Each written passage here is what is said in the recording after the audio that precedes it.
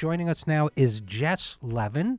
Jess is the communication director for Making Change at Wal-Mart, which is a coalition of organizations, groups, and individuals designed to, as the title name would imply, make change at Wal-Mart. They're anchored at the United Food and Commercial Workers, the UFCW, but they also include a number of other groups, including small businesses, union members, religious groups, and so on, women's advocacy groups, multi-ethnic coalitions, and so on.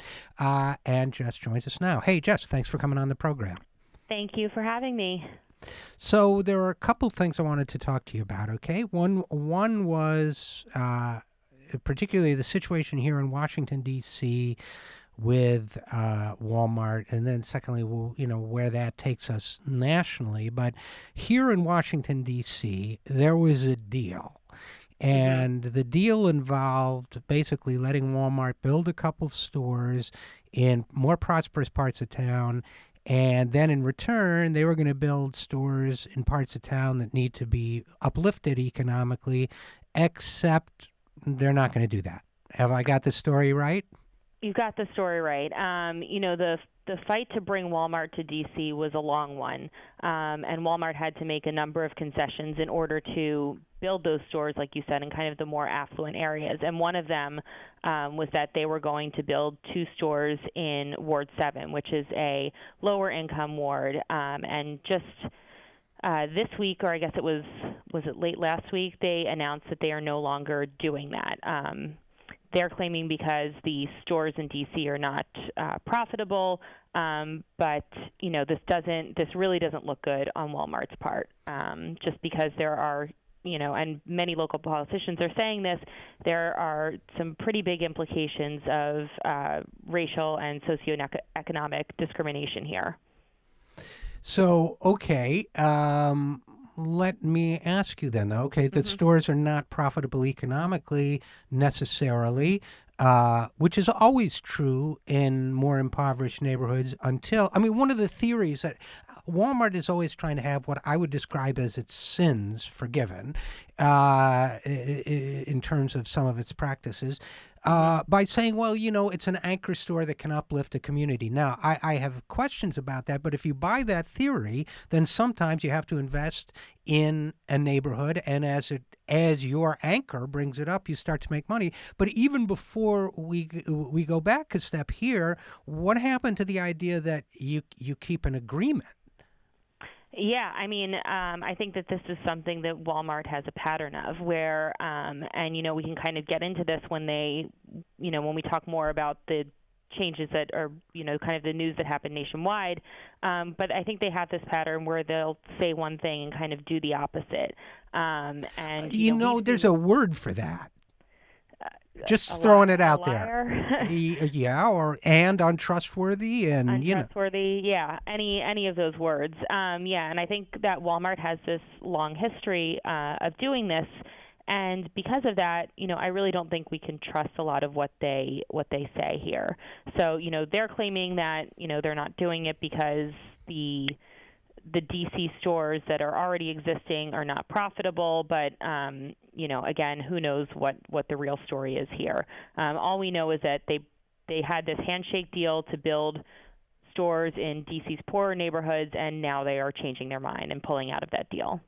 Well, that should be the last handshake deal they ever get, for one thing. We're talking with Jess Levin, who is the communications director for Making Change at Walmart. But for another thing, are they closing the other 2 DC stores? Not yet. Well, they just closed 154 stores, right? 150 stores in the United States. Yeah. Have they shown the numbers to document that those stores are unprofitable? Not that I've seen. The large majority of these stores are in the Walmart Express format, which is their kind of smaller convenience type Walmart store. I've actually never personally seen these stores, but 108 of them, I believe, are those from that format of Walmart store. But it does affect. It actually does, and they're claiming that that was kind of a failed experiment, but it actually is affecting the Walmart neighborhood markets and a number of super centers. Yeah, I think the Walmart Express. I've never seen one either, but I think they're kind of the competitor to 7-Eleven in a way, aren't they? Yeah. and sort of in that scale. And okay, so a number of these stores that they're closing are Walmart Express. Uh, but I'm just saying, I'd like to see that number that those other stores are in DC are really unprofitable because they just showed that they like to close unprofitable stores. But be that as it may, so they've closed these two stores in DC. What about what's the story about the other than the Walmart Express angle where they're suggesting maybe they're not making enough money on that?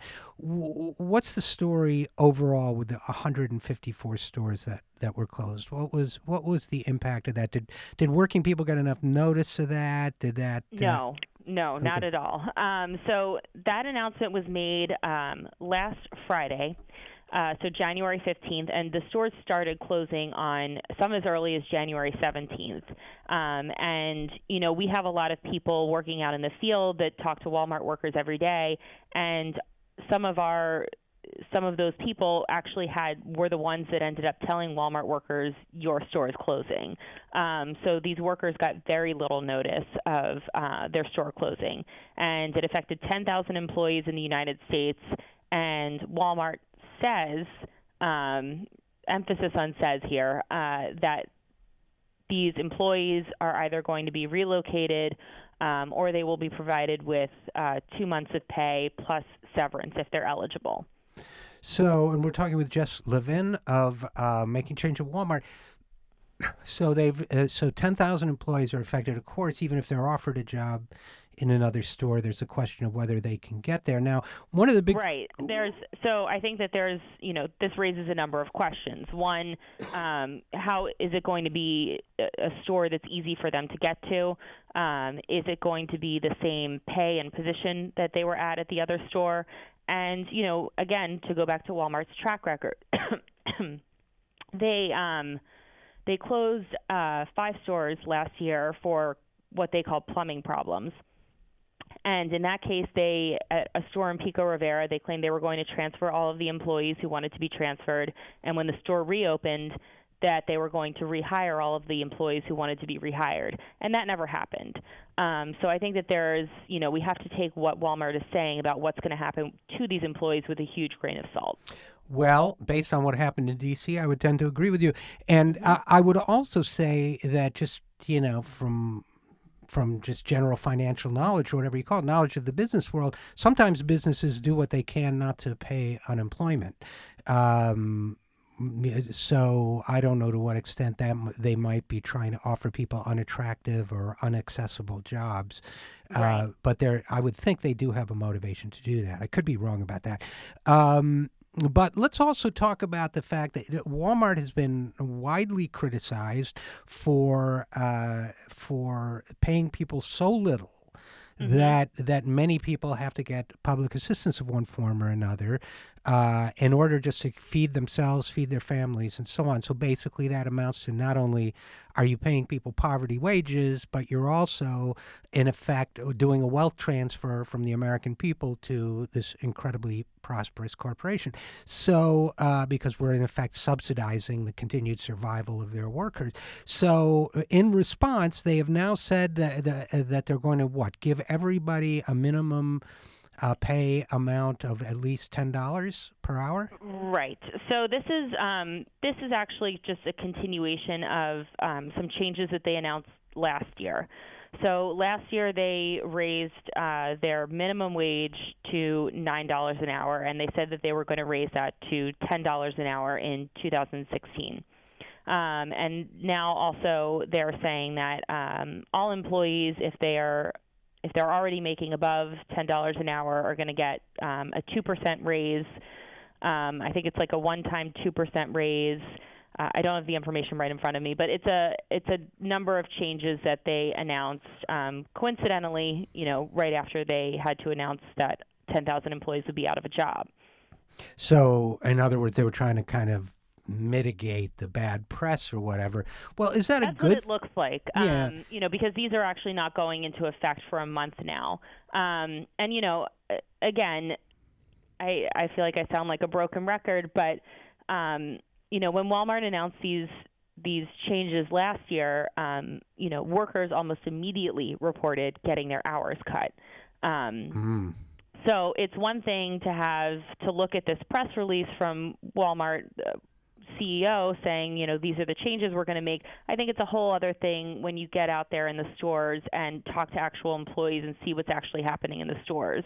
So I think that, again, you can take these announced changes with a huge grain of salt. I personally want to wait and see what the workers have to say in terms of how this actually plays out in the store. Yeah, I mean, it sounds like a good thing, but if they offset it with other practices that make life more difficult, and I'm just trying to be fair, sure. I mean, it sounds better to pay somebody $10 than $9. Sure. But if, for example, you're going to give them fewer hours, or you're going to cut, make them do more for the same hourly work by having fewer people on a shift, that, I mean, there are different ways that can be offset. Right. So, and, they also announced these changes to, the way they're handling paid time off, and it all sounds very good on paper. But, just in the last year, Walmart has, allegedly, there are a number of different kind of legal actions against them for firing people unjustly. For example, in Albany, this was a case that got a lot of attention. A worker was fired for turning in cans for money that he found on the property. Another worker was fired because he found $395 and he didn't turn it in quickly enough to his supervisor. So, if you're going to make some of these changes, but then cut hours and then continue to fire people for unfair reasons, those aren't actually improved working conditions. Now, one last question for you, Jess Levin, of making change at Walmart. And I honestly don't know the answer to this. Has Walmart ever been accused of wage theft the way some of the fast food chains have, where, you maybe put in that somebody took a break they didn't take, or a lunch hour they didn't take? Has that ever been an issue at Walmart? I believe there was a fairly large lawsuit. I can't remember what year it was, for employees working off the clock. So, okay, because my point too is it does sound good. I do like the idea. I'd rather have people get $10 than $9. I'd rather they got 15. But Sure. but if you give somebody $10 an hour instead of 9, and then dock them for a lunch hour they didn't take, you just took the dollar back. Or Right. if you make them work off the clock, you just took the dollar back. So I guess Right. that's what I was trying to get at. Right. And I think it all comes back to this idea of, it's rhetoric versus reality. Right. And they can make all of the claims they want, but I want to go out there and talk to the workers in a month and see how this is actually playing out in stores, because I don't think it's going to paint as rosy of a picture as Walmart would like it to. Yeah, and I would just say personally that to those listening who might be, if anybody's listening who's a big Walmart fan who thinks that I personally am being too suspicious about them, just bear in mind I'm in Washington, D.C., where we have very good reason to be suspicious of them, That's because right. they didn't keep their deal. So Right. we're going to be watching them, seeing what they really do as opposed to what they say they're going to do. And we're going to be looking out for the work you guys are doing, Jess Levin, at Making Change at Walmart. So thanks for coming on the program. Thank you so much for having me.